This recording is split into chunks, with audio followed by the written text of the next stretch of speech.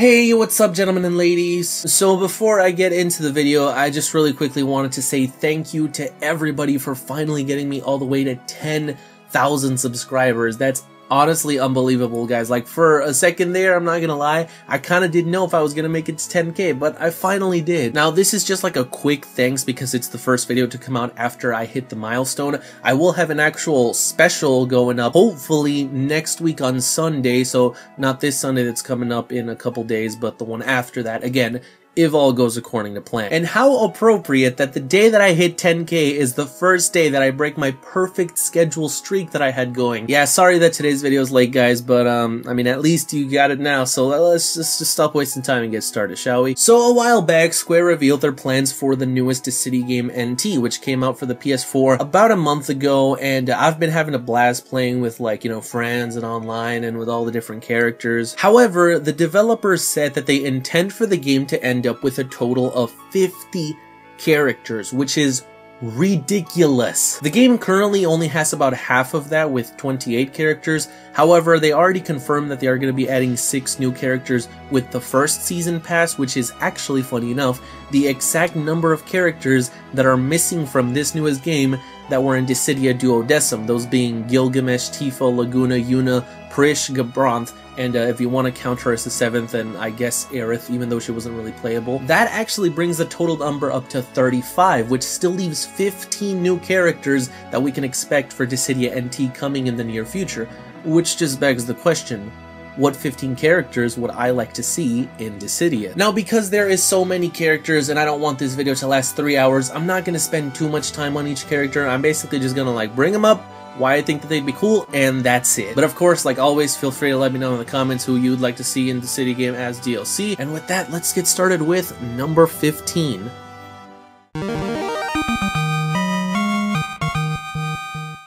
Even though I still have yet to play Final Fantasy IV, one of the characters that I always hear people bring up for Dissidia editions is Edge. I've said it before, but Team Ninja are the masters of making anything look badass. Like, just take a look at what they did with some of the Hyrule Warriors characters, but I would definitely want to see them handle a character with a freaking giant shuriken. It would be pretty unique compared to pretty much any other character that we have in Dissidia right now. And like, yeah, you might say that they could do this with Yuffie, but who would you prefer in the game? Like, seriously.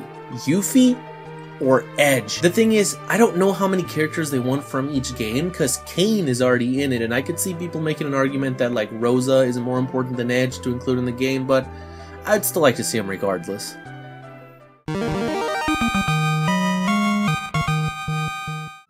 If there's one character that everybody loves from Final Fantasy IX, it's Vivi. I think it's really dumb how all the other Final Fantasy games from that era got a third character in Duodecim, like Tifa from 7, Laguna from 8, and Yuna from 10, but FF9, which is a lot of people's favorites, including the frickin' creator of the Final Fantasy series, just got completely ignored. I was debating if I should include Garnet or Vivi in this list, but ultimately, I just had to go with Vivi. Like, he's such a classic character, his design is so iconic, and I think that if they're gonna choose another character from FF9, it's probably gonna be him. The only problem that I could see is that there is already characters in Dissidia NT that focus on black magic, but then again, there's like 10 different sword users, so I don't really see that stopping them. While it's honestly not really the type of character that I would see myself playing as, it would definitely make a lot of people happy, which is why I want to see him in the game.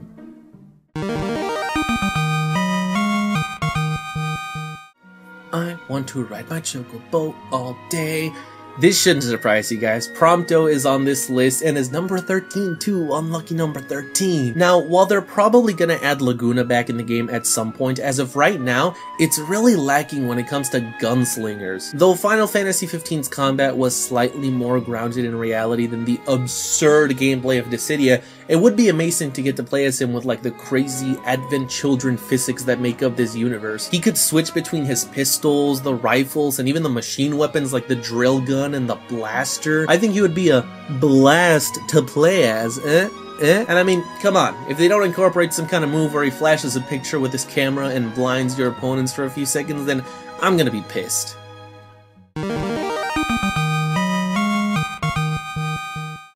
You know, for playing such a big part of Final Fantasy VIII, I'm surprised that Rinoa hasn't been considered for any Dissidia game. Plus, the game is severely lacking in terms of female characters, and Rinoa is like the best Final Fantasy girl anyways. Honestly, I think that her weapon could be very unique compared to pretty much every other character that's currently in Dissidia. Like, I don't know anyone else who has that weird shield/blaster type weapon in the game so far. And of course, you can't forget about my favorite line from any Spoonie video ever, the wrist-mounted dog launcher. Gotta love that thing. Do I think that they'll add her in the game? If I'm being 100% honest, no, not really. But would I like for her to be in the game? Oh, absolutely.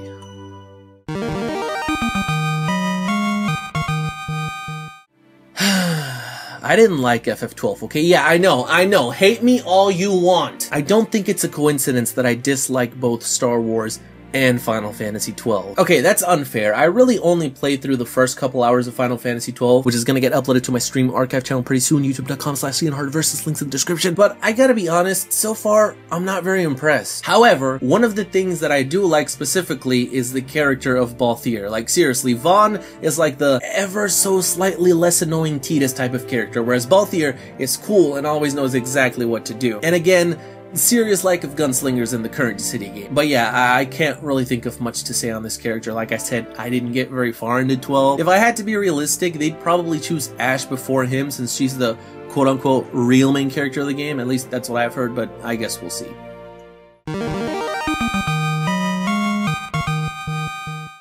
Alright, top 10, and what better way to start it than with the big boy, Mr. Mullet, the human shield himself, a Gladio from Final Fantasy XV. Honestly, I gotta say, there's some characters that I can just tell I'm gonna hate playing as, especially in fast-paced action games like Dissidia. One look at Garland, and I was like, yeah, no, because I was assuming that he'd be like the super slow and clunky, and yeah, he may be powerful to make up for it, but what does that really mean when you can't have cool flashy moves in Dissidia? And you know, credit where credit is due, I gotta admit, I was very pleasantly surprised when he ended up being pretty fast and quick with his movements. Once again, gotta hand it to Team Ninja, man. I bring this up now because I'm assuming that with Gladio the situation could be similar. Even playing as him in Final Fantasy XV was just a little bit slower and clunkier, at least when compared to Noctis. But in Dissidia, hell yeah, boy! Have that move where he uses the greatsword and the shield, or when he dual wields with the katana that he got from Gilgamesh. Just, oh, it would be so cool. Get on that, Square.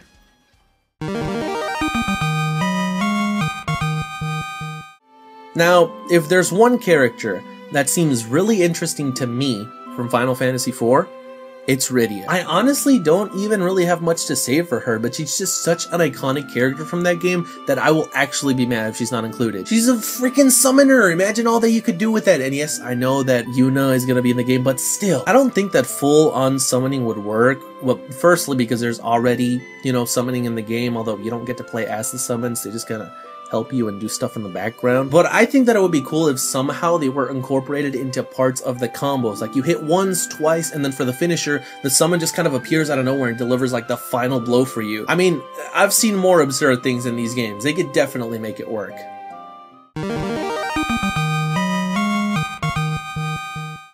Now this is one that I know people have been asking for a while, and to a degree, I can kind of understand why they haven't included him in this game. While Zack from Final Fantasy VII is a great character and would be awesome to have in Dissidia, he would literally be a Cloud clone. I kind of wonder why Zack wasn't already just an alternate skin for Cloud. I mean, it would make so much sense and it'd be so easy. Same thing I asked for Super Smash Bros. Like, they could have included a double feature with Zack as a Cloud skin, but nope. Completely unrelated, but Smash was just confirmed for the Switch yesterday, so hell yeah. I decided to include Zack in this list anyways just because he's such an awesome character, and I still see people suggesting him all the time, so I'm not exactly sure how it would work, but if they could find a way to make him significantly unique from Cloud, then I'm all for it. Good luck.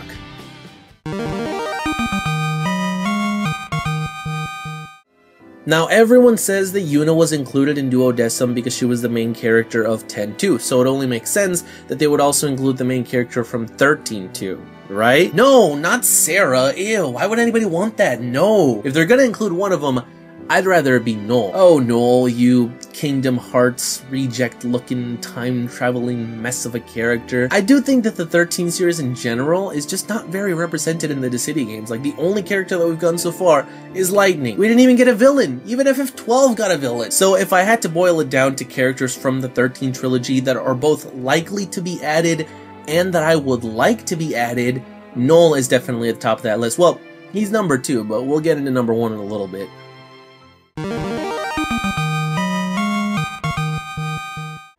Well, to round out the Chocobros, I'm gonna include my favorite out of all of the main party in Final Fantasy XV, Ignis. Ignis has, in my opinion, 2 of the best weapons that you can have in an action game. Dual daggers and a spear. That's like Zidane combined with Kane, except with glasses and British. And on top of that, he's the mage of the group. Like, Ignis is literally an all-around guy, and he has the best storyline out of all of them, in my opinion. No wonder they left episode Ignis for last. He was the best one. I know it might seem a bit biased to want all 4 party members from Final Fantasy XV in Dissidia, but there's a reason why they are some of the most liked aspects of Final Fantasy XV. And I mean, 50 characters, come on, they could fit them in.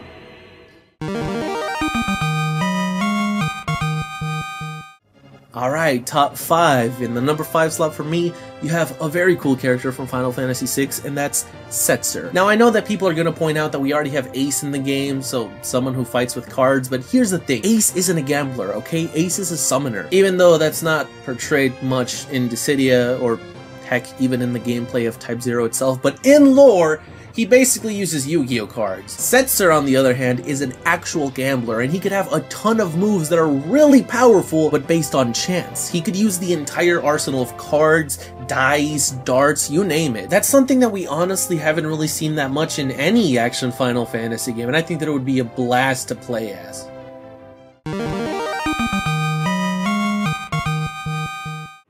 Now, when talking about villains to represent the 13 trilogy, I can kind of understand why they didn't include one for Duodecim.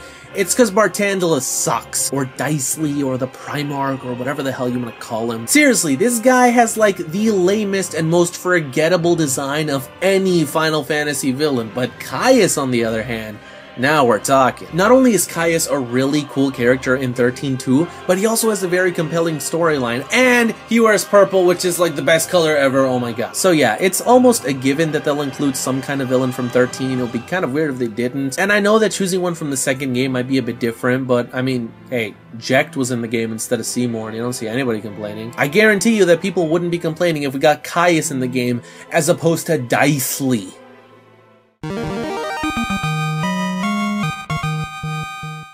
Now, I know that there's already going to be 3 characters from Final Fantasy X in the game, but if I could ask for just one more, I would absolutely, hands down, want Oren. A true samurai. Once again, the type of character that you would initially expect to be slow but strong. However, I'm sure that Square could make it work. Oren is the baddest motherfucker in Final Fantasy, let's just put it that way, and he's a lot of people's favorite character in Final Fantasy X for a reason. He's gotta be like the most requested 10 character, right? I mean, who else do people want? Kimahri?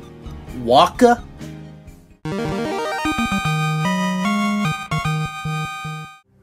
Going back to the whole villain thing, I think it's inevitable that they'll put Arden in this game eventually. He was one of the most enjoyable Final Fantasy villains in quite a while, let's just put it that way. His personality was great, and like I mentioned in my last video, his story was great, and he's essentially like a demigod, which frankly is not very uncommon for Final Fantasy villains, hilariously enough, but still. I just can't even begin to imagine all the different things that they could do with him gameplay-wise. Like, imagine all of his moves from the final boss fight of FF15, except you actually get to play as them. And you already know that Noctis vs. Arden would be like the greatest pairing in Dissidia. I think that would be really fun to play as, so make it happen, Square.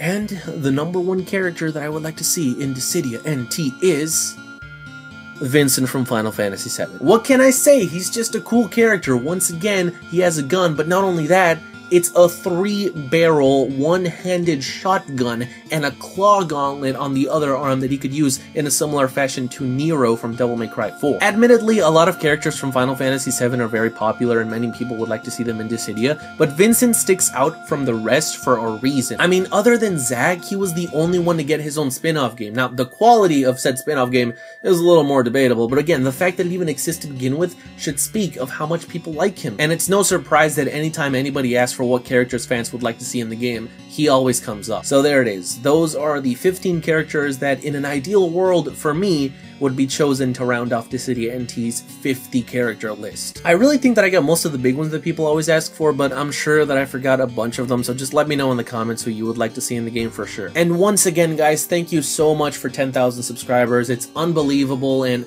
all I'm gonna say is stay tuned for that 10K special, because I've been working really hard on it this entire time. But either way, I guess that's all that I have for you guys today. I hope you guys enjoyed. If you did, be sure to blitz that like button, subscribe, as always. Stay tuned, Kupo. Become a rogue, paladin, mage, dragoon, or summoner by pledging to my Patreon and getting awesome rewards like being able to choose a video topic, invites to be on videos like my podcast series, access to my exclusive Discord server, monthly giveaways, and so much more. If you enjoyed this video, please consider pledging. Shout out this month goes to Planner Walk.